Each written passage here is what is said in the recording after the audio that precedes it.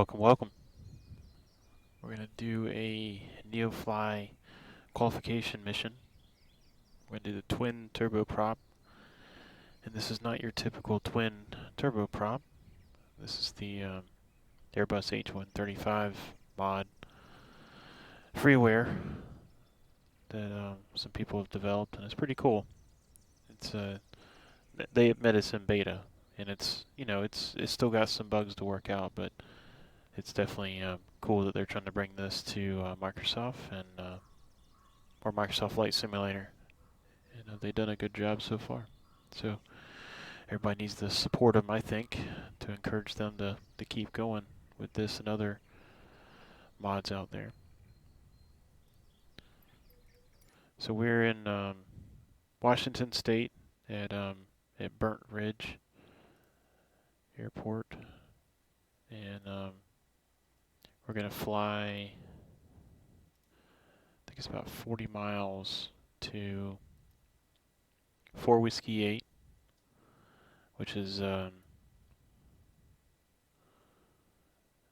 is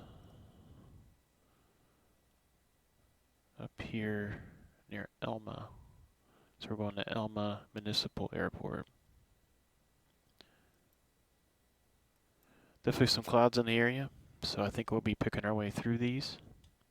Hopefully we'll be able to stay visual the whole way. My plan is to fly this VFR. We've got all green lights,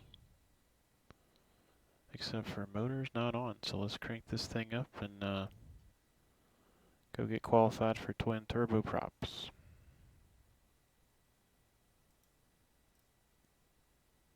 All right.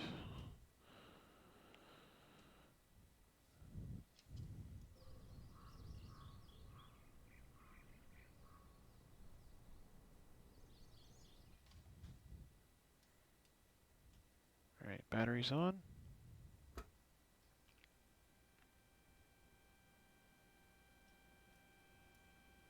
Got it on advanced, and we'll do beacon light.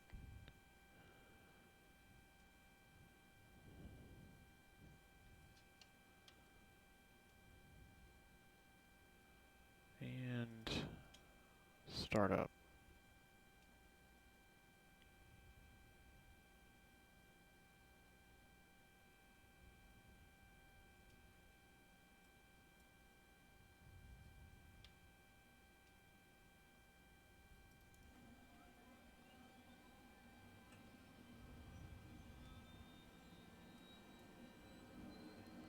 We should already have a flight plan loaded.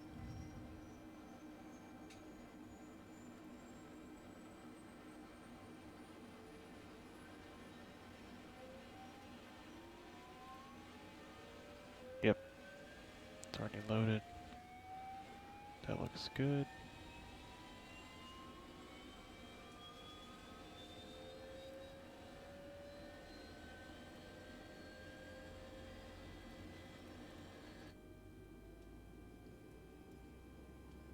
All right, engine 1's coming up.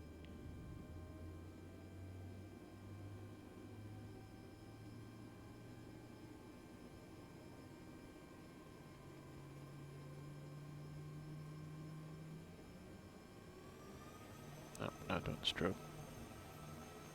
Too distracting. All right, so we got one good engine.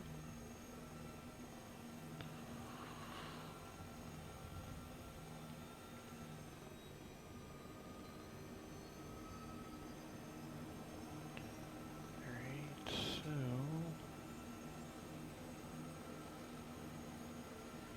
got that the GPS.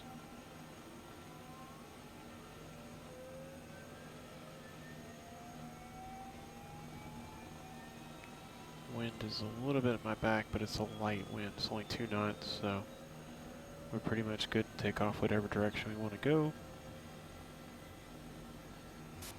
Transporter, you must complete this mission to be All allowed to use this right, category so aircraft in our company. closest airport to us, I believe, is Olympus. Transporter form dispatch. To complete the qualification, Olympia. take care of your fly and land. Chehalis, and it's got an altimeter of 3021. So that's what we will do. Oh, that's right, I can't set it. Oh well. Okay.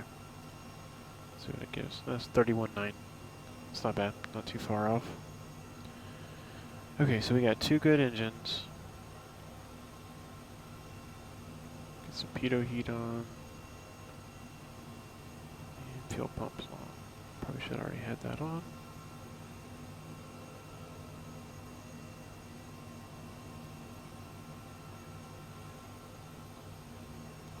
Alright.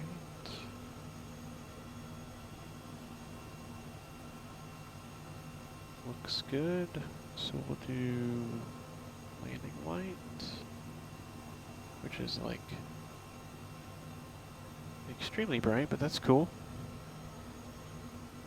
That'd be nice on night flights, and especially when we try to do some search and rescue missions with this. This is going to be fun. Alright. So all green lights in Neofly. Checklist complete. Burt Ridge traffic. Helicopters departing from the hangar area. Burt Ridge traffic.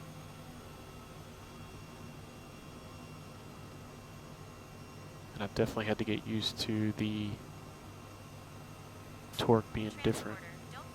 Having to use the left pedal when you're taking off instead of the right, like so many US produced helicopters. Alright, hover checks.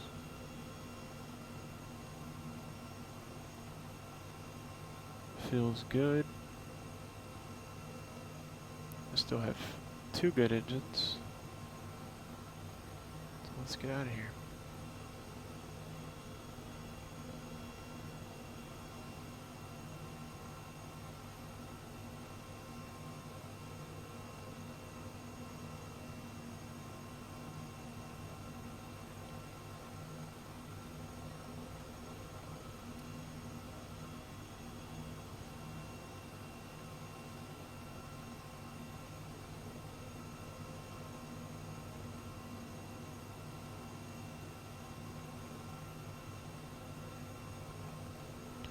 Definitely have some clouds in the area today, so I'm expecting that this may not be the easiest to do, but we will try to stay visual and see what we can do.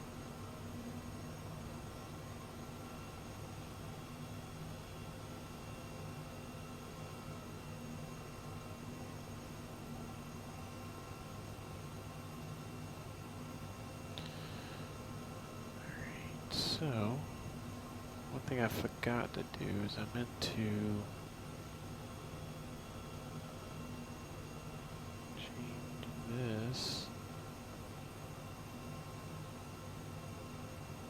Get my engine instruments on the far left, PFD. Get a moving map going. I think that's a pretty cool feature. It's very realistic. You can kind of set it up how you want.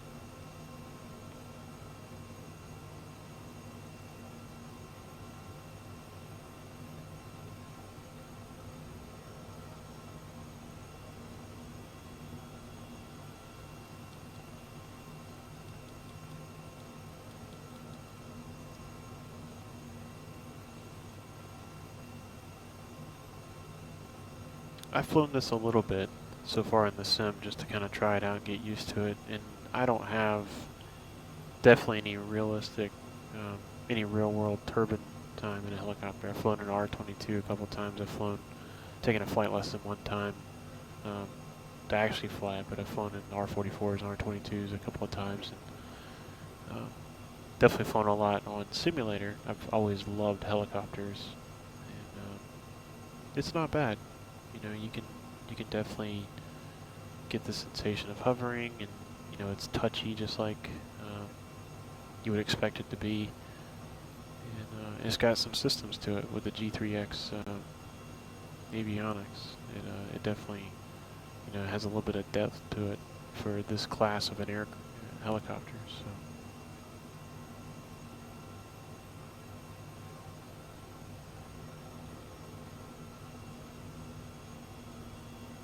So I'm definitely excited to see, you know, kind of how they finish it out, because they're calling this as like the .8 version of it, and so when they get to 1, they're going to call it the full version for now. And so it's pretty cool that this is truly like a beta version for them that they're giving out to the community to get feedback from anybody on how it's operating and any things that need to be fixed. And they admit, they have a whole avionics, custom avionics suite that they're doing that's going to make this even better and a lot different.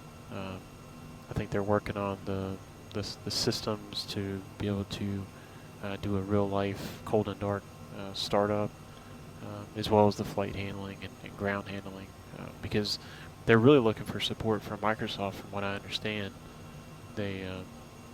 Microsoft has not really been built for helicopters so far, and so they're working through the aerodynamics, they're working through the ground handling and a bunch of other stuff that Microsoft, as far as a team that they have admitted publicly, has not really gone that far on, other than just in press conferences saying that they plan on adding helicopters at some future date.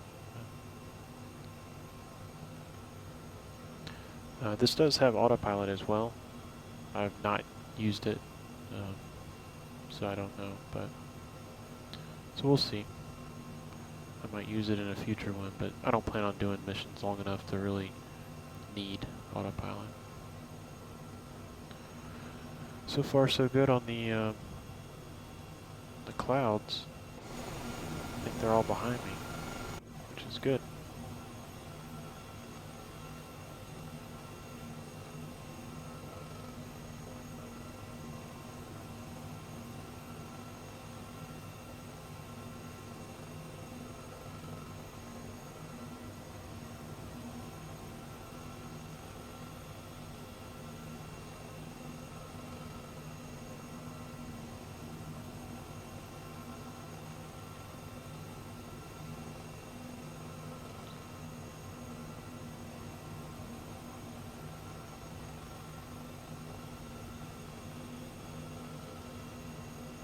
I love this rolling hill scenery in this area, the south of Seattle in Washington State in the U.S. It's rugged but pretty, or rugged but beautiful, and has some good areas if you want to do search and rescue or emergency missions in Neofly. It's definitely challenging because you can't just land anywhere, especially like on this hill right here. It's pretty dense forest. You can definitely land within 2 nautical miles. This is definitely not as challenging as a place like Papua New Guinea, but it's nice. It's a beautiful part of the country.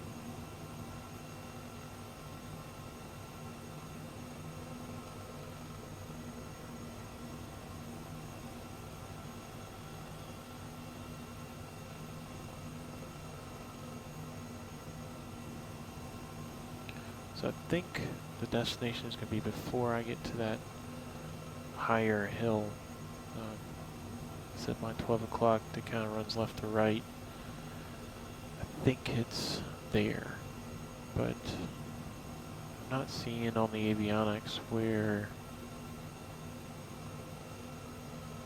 the distance left. Oh, there it is, down there at the bottom. So I got 31 miles to go, so that might be further, might be over that hill.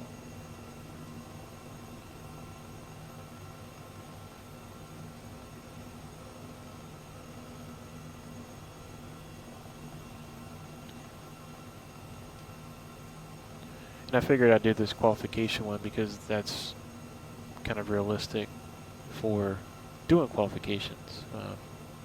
A lot of times if you rent airplanes in real life, you had to get checked down in each different type, and you had to go up with a flight instructor for an hour. Sometimes you had to do some ground school, and they kind of put you through the paces to make sure you understand that aircraft, the systems, the little nuances with it, and that you can fly it safely.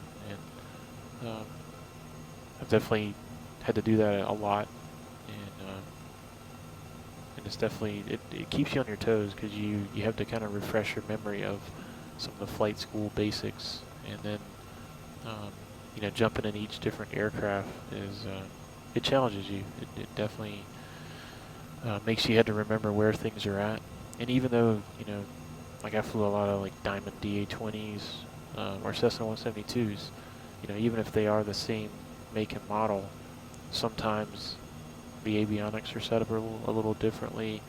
Um, maybe different year models, and you had to just remember where things are at. And um, simple stuff could come back to bite you. Like I was flying back at night one time with a 172, Cessna 172, and I couldn't find where to dim the lights because it wasn't on the knob like several others are, and they had set up a separate knob for it, but it was just hard to find. So I had to get my flashlight out and find it. But it wasn't an emergency situation or anything like that. But it was just I got up to cruising altitude on my flight back at night. It's like, man, these lights are way too bright. Just had to troubleshoot it. So in saying that, this qualification with this helicopter, that there would be a flight instructor with me. I would still be fairly new to this airframe, and they'd be walking me through the little nuances. So just like me kind of hunting around trying to find stuff, that'd be very real world. Um, but a helicopter like this, they would probably have a lot more ground school to it, and it would be a lot more regimented than some of the general aviation aircraft that are all extremely similar, that don't need as much of that front end work before you go and fly them.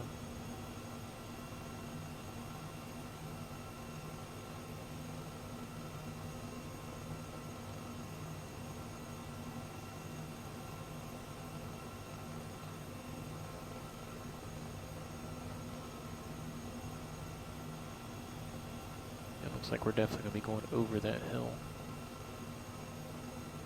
Looks like we got about 25 miles to go.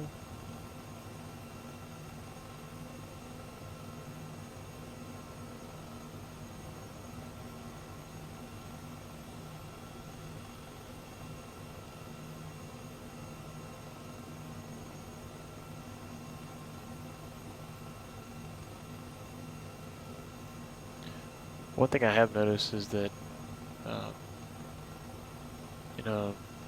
at least in the R22 that I flew, and that's very different than this airframe. It's much smaller and much more susceptible to wind and other things influencing it. It's much lighter, um, but the tail boom and the way the helicopter is shaped, once you get above like 50 knots or so, it really weather vanes to where the tail stays behind you. Like it doesn't try to spin around with the torque of the rotor very much at all. And so you can pretty much relax on the rudder pedals once you get to cruise flight. And I've noticed with this, like you can see that I'm flying uncoordinated, but yet in a real one, it would stay pretty well coordinated at cruise flight. So I don't know if that's something to do with some of the Microsoft aerodynamics, that it's not able to pick up on that tail boom to weather vane it into the wind or what.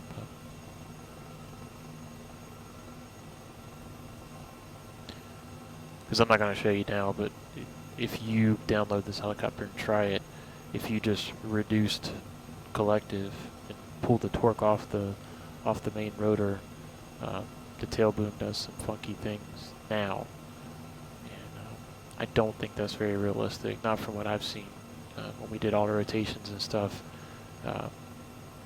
You pull the collective out and you feel a little bit of something, but it's not drastic. Not like what's represented here.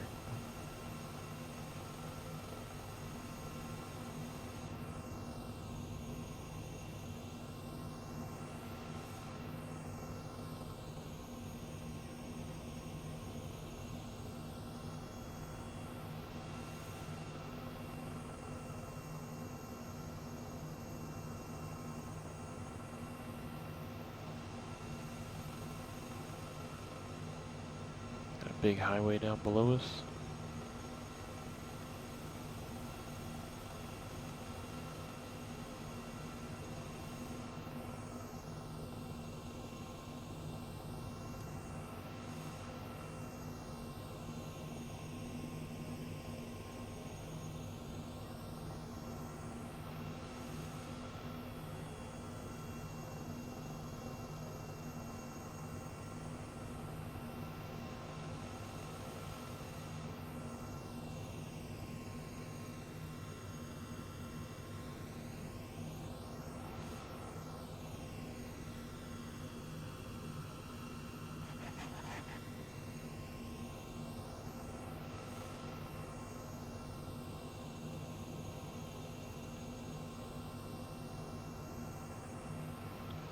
It's a very winding river.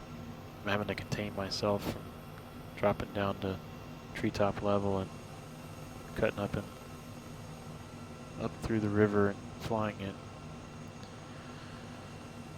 But I'm on a qualification flight, so I need to behave at least for one flight.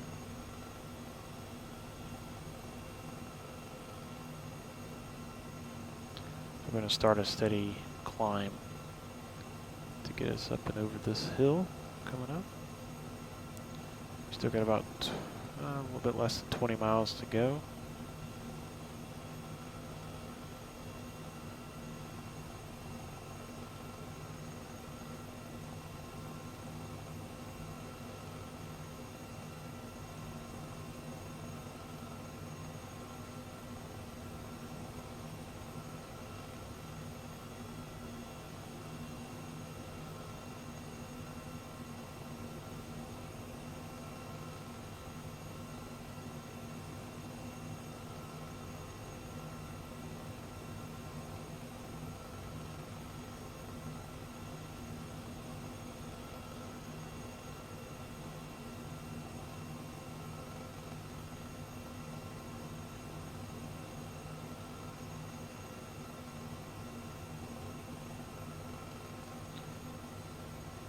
That is down there. I think a sawmill.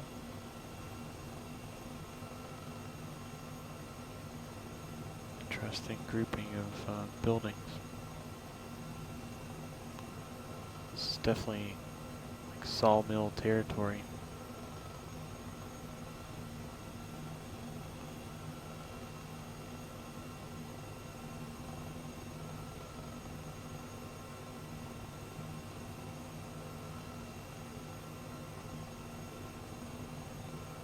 A lot of the big logging outfits are based in this area.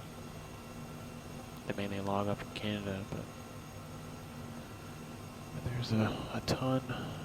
That logging business is very popular in this area. So.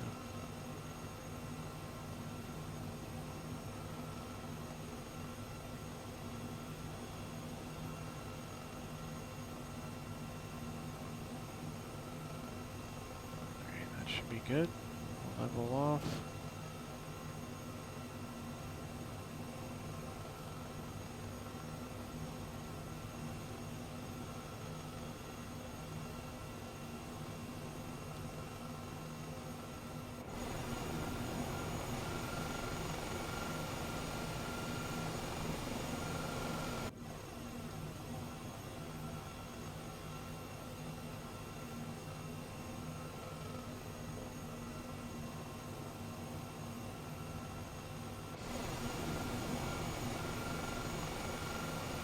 It's a good looking model. I've just noticed they don't have the feature to where your tail number shows up as you type it in the customization. So it's whichever one that was on the paint scheme was picked. Which I really like the fact that Microsoft has that to where you can type in your tail number and it shows up. Because that brings a little bit more familiarity to the airframes that you're flying. You definitely remember the tail numbers that you fly.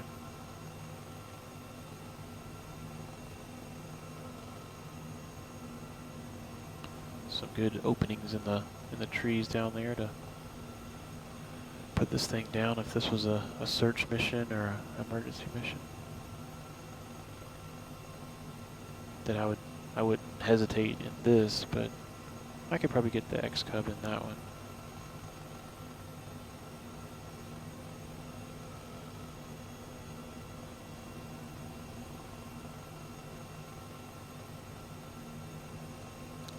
I wonder if that's the orientation.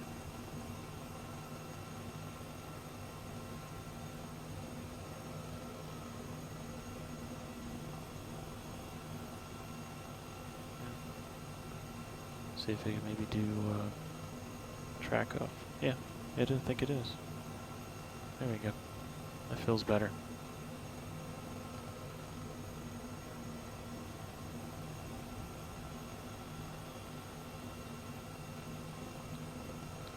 I'm definitely not a fan of north up. Only when I'm looking at maps for fun, like Google Maps or Google Earth or Bing. I use north up for reference, but if I'm traveling, I'm using a road map or my phone for directions, or if I'm flying, I won't track up.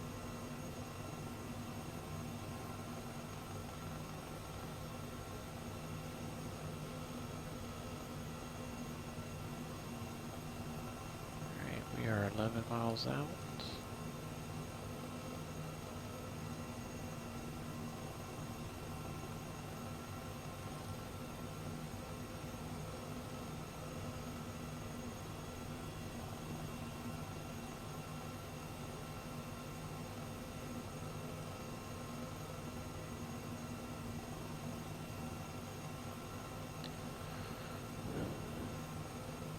Elma traffic, helicopter November 135 Alpha Hotel, 10 miles to the east, descending through 2000 to land, Elma traffic.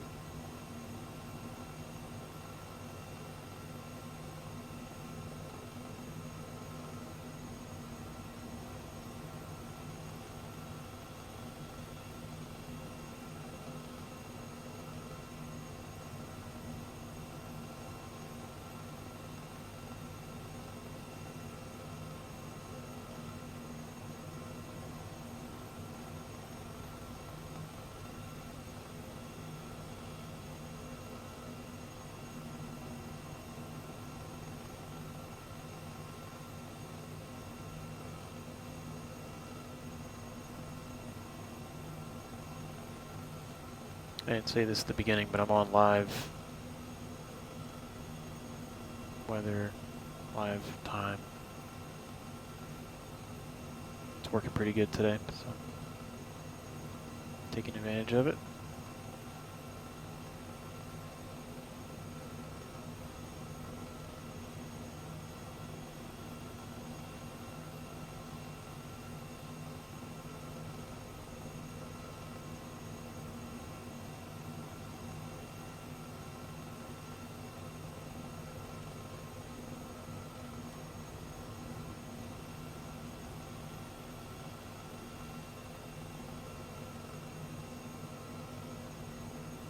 Oops, sorry.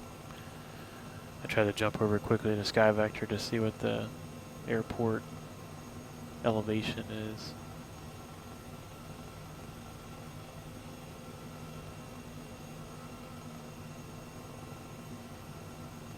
But it's showing Elma as a private airport in Sky Vector, and I can't click on it to pull up any information on it. So I should have done a little bit better job of flight planning to figure that out. But it's like a pretty decent farm that we're flying over here.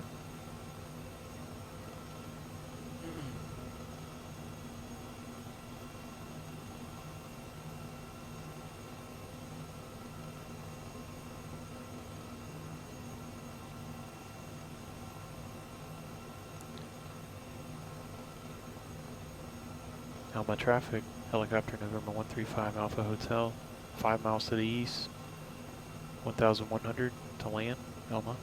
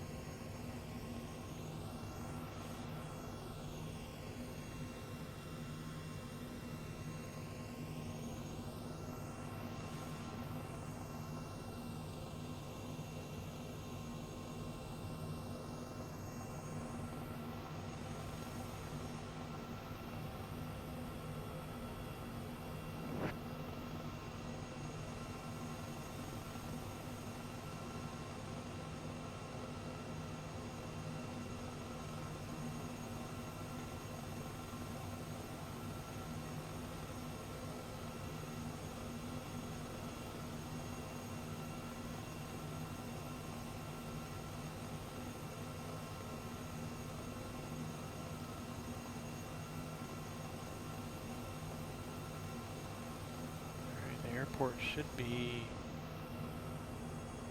right up here past this river. So keep descending. Fly a little bit to the right. So overfly the field directly.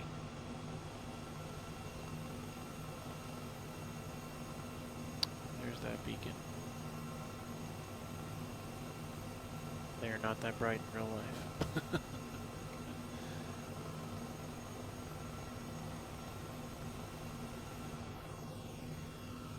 Alright, so the wind looks like it's favoring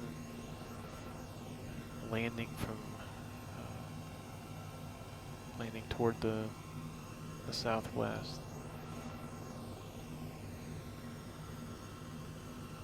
So we'll do one loop around the pattern just to get orientated, and then we'll bring it in for a runway landing, then we'll air taxi to parking.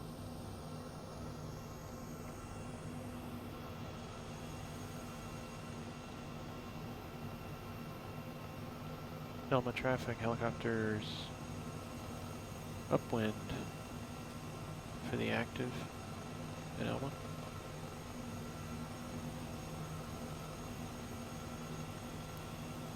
This looks like 7.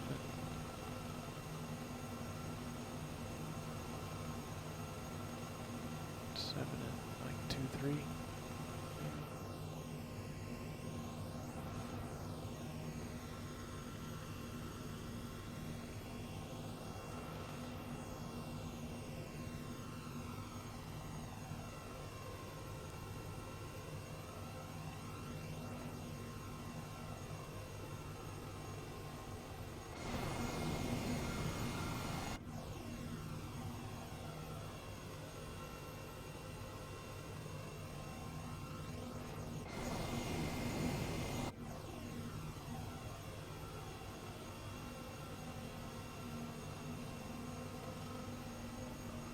Five.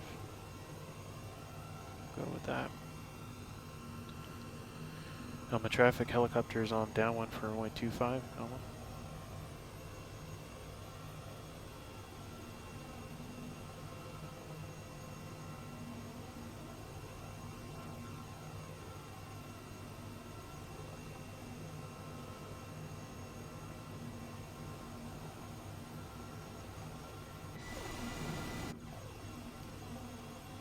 Elma traffic, helicopters on final for runway 25, Elma.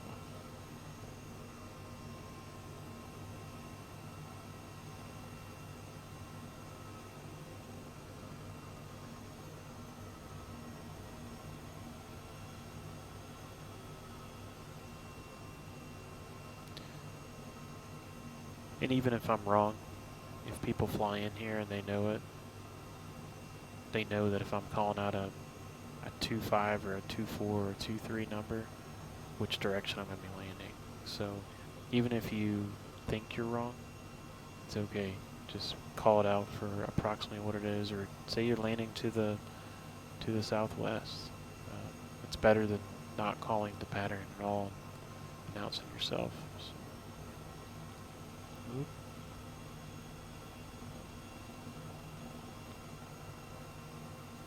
When you get closer to the ground, it transitions. Like I was holding the right pedal as I was on the descent, but then it transitions at a certain point when you get into ground effect, I think. And I got to transition to the left pedal. So that's why you saw me kind of fight it there for a second. We're going to taxi by this windsock location.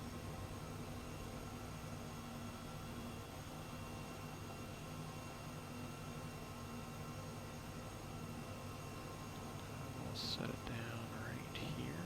My tail rotor over the grass.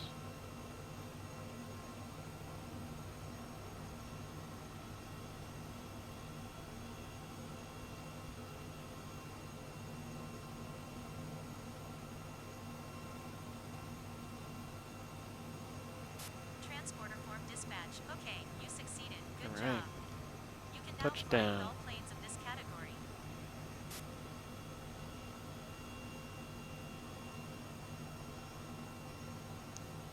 So we'll get some, get the heats off. So we'll burn up the pitos. And we'll let everybody know we're not flying by knocking the landing light off. Just idle for a second. Go check Neofly.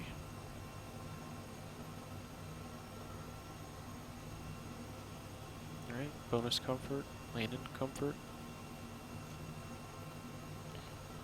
Vertical speed of 46 feet per minute, which is awesome. So now we can go and take this thing out on some more missions. It's going to be fun. Alright, thanks for joining me. See ya.